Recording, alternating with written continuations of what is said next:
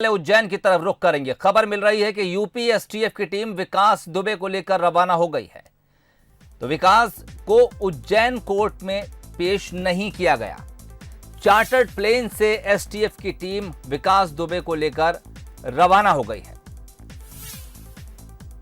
Ujjain court में पेश करने के बजाय पुलिस ने वीडियो कॉन्फ्रेंसिंग के जरिए पेशी कराई और वहीं से एसटीएफ की टीम विकास दुबे को लेकर यूपी रवाना हो गई है।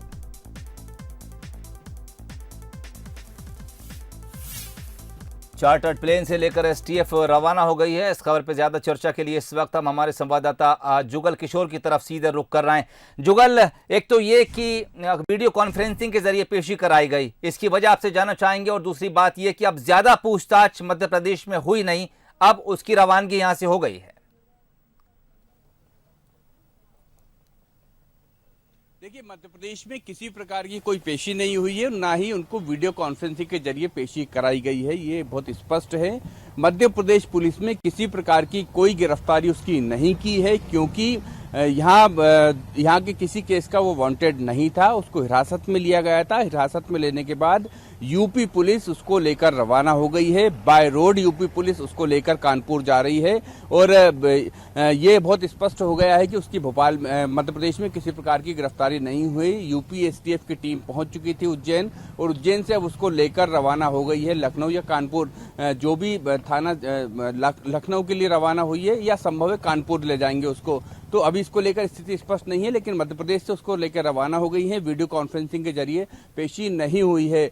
पुलिस पूछताछ में कई अहम खुलासे उसने किए हैं। एक शराब कारोबारी के यहाँ मैनेजर जो है, उसके यहाँ ये रुका था, ये बात को स्पष्ट हो गई है। हालांकि विकास दुबे इतना शातिर है कि लगातार वो पुलिस को गुमराह कर रहा है। उसने कई बार इस बात को बोला कि मैं इस शराब कारोबारी का जो मैनेजर है इसके यहाँ रुका था, लेकिन शराब कारोबारी का मैनेजर लगातार इस बात से इनकार करता रहा।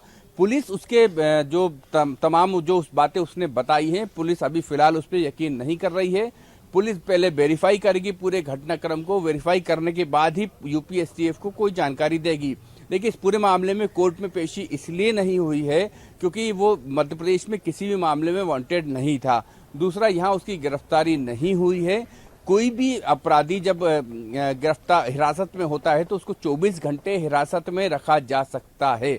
24 घंटे हिरासत में रखने के बाद उसको संबंधित कोर्ट में पेश करना पड़ता है। तो इस 24 घंटे का जो कैलकुलेशन है, उसके मुताबिक 24 घंटे के अंदर वो कानपुर पहुंच जाएगा और वहां संभव है उसकी कोर्ट में पेशी होगी। तो ये बहुत स्पष्ट है कि मध्य प्रदेश में उसकी कोई अपराध नहीं था, तो इसलिए किसी प्रकार की पेशी नहीं हुई और यूपी एसटीएफ उसको लेकर रवाना हो गई है। लगातार वो पुलिस को गुमराह कर रहा है। जो भी मध्य प्रदेश पुलिस ने उससे पूछताछ की है, उस पूछताछ का मकसद यही था कि मध्य प्रदेश में उसका संरक्षक कौन था, किसके सहारे वो यहाँ रुका था, किसने उसको यहाँ संरक्षण दिया था। क्या ये पूरी एक कोई सोची समझी साजिश तो नहीं है? जो पूरा घटनाक्रम है उससे यही लग रहा है कि एक पूरी सोची समझी साजिश के तहत वो बाबा महाकाल के दर पर आया था और वहां आके उसने अपने आप को विकास दुबे कानपुर वाला घोषित किया। मतलब उसने अपने आप को वहां सरेंडर किया सार्वजनिक रूप से, ताकि उसका किसी प्रकार से एनकाउंटर ना हो सके। जान बचाने के लिए उसने इस तरह से पूरा नाटकीय घटनाक्रम रचा है और उसके बाद वो पुलिस के पास पहुंच गया। मतलब एक तरह से पुलिस की कस्टडी में आ गया है। अब वो यूपी पुलिस के हवाले है और अब आगे की पूछताछ उससे यूपी पुलिस करेगी। चलिए जुगल, बहुत बहुत शुक्रिया तमाम जानकारी के लिए। तो किसी भी तरह की पेशी विकास दुबे की उज्जैन कोर्ट में नहीं कराई गई, ना कोर्ट में पेश करने की बात सामने आई, ना ही वीडियो कॉन्फ्रेंसिंग के जरिए कोई पेशी कराई। जो कुछ पूछताछ अब तक मध्य प्रदेश पुलिस के अधिकारी विकास दुबे से कर रहे थे, अब वो वहीं पर रुक गई है, क्योंकि यूपी एसटीएफ की टीम विकास दुबे को चार्टर्ड प्लेन से लेकर रवाना हो गई है। अभी यह साफ नहीं हो पाया है कि चार्टर्ड प्लेन ने लखनऊ के लिए उड़ान भरी है या फिर कानपुर के लिए उड़ान भरी है। संभवतः जहां पर भी उसको ले जाया जाएगा, लखनऊ या कानपुर, वहां पर यूपी पुलिस उसकी पेशी कराकर उसको रिमांड पर लेकर आगे पूछताछ की कार्रवाई बढ़ाएगी। बहरहाल मध्य प्रदेश में जिन अफसरों ने उससे पूछताछ की है, लगातार इस तरह की खबरें मिल रही हैं कि वो मध्य प्रदेश पुलिस को गुमराह करने की कोशिश कर रहा था। मध्य प्रदेश की पुलिस लगातार इस बात की तस्दीक करना चाह रही थी कि यूपी की बॉर्डर क्रॉस करने के बाद विकास दुबे उज्जैन तक कैसे पहुंचा, क्या उसे किसी का संरक्षण प्राप्त था या उसके खुद के ऐसे संबंध थे किन लोगों से संबंध थे, किस तरह के वो लोग थे, क्या अपराधी थे या किसी और तरह के लोग थे, किस तरह से वो तमाम सीमाओं को पार करते हुए उज्जैन तक पहुंचा। कई जिलों की सीमाएं पार की और यहाँ तक कि जब वो मध्य प्रदेश में घुसा था उस समय उसने यूपी सीमा भी पार कर मध्य प्रदेश में एंट्री ली थी। आपको बता दें कि जिस वक्त इनपुट मिला था कि विकास दुबे चंबल के बिहाड़ों में कहीं पनाह ले सकता है, उस वक्त ही मध्य प्रदेश की सीमा पर सख्ती बढ़ा दी गई थी।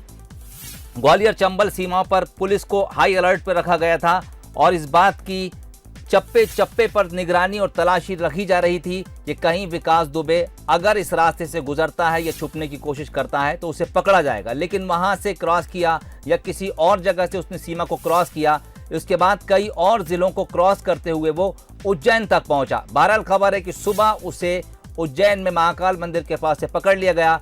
उसके बाद उज्जैन पुलिस उससे गहन पूछताछ कर रही थी। अब से कुछ देर पहले यूपी एसटीएफ की टीम पहुंची और विकास दुबे को चार्टर्ड प्लेन से लेकर फिलहाल उत्तर प्रदेश की तरफ उड़ गई है। कानपुर जाएगी या लखनऊ जाएगी फिलहाल तय नहीं है, लेकिन अब विकास दुबे से जो कुछ पूछताछ मध्य प्रदेश की पुलिस कर रही थी फिलहाल उस पर विराम लग गया है। आगे की पूछताछ का जिम्मा अब यूपी एसटीएफ के जिम्मे है।